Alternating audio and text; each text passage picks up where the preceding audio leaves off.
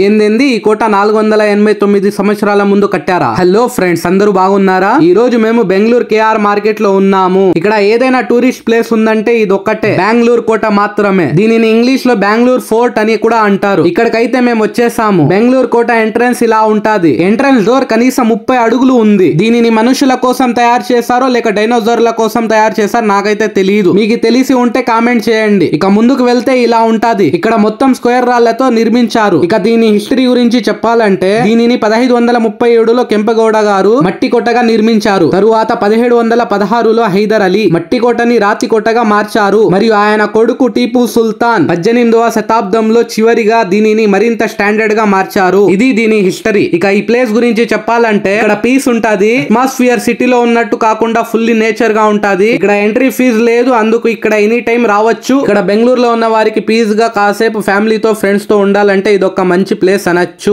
మరిన్ని ఇలాంటి historical places గురించి వీడియో కావాలంటే ఫాలో చేసుకోండి.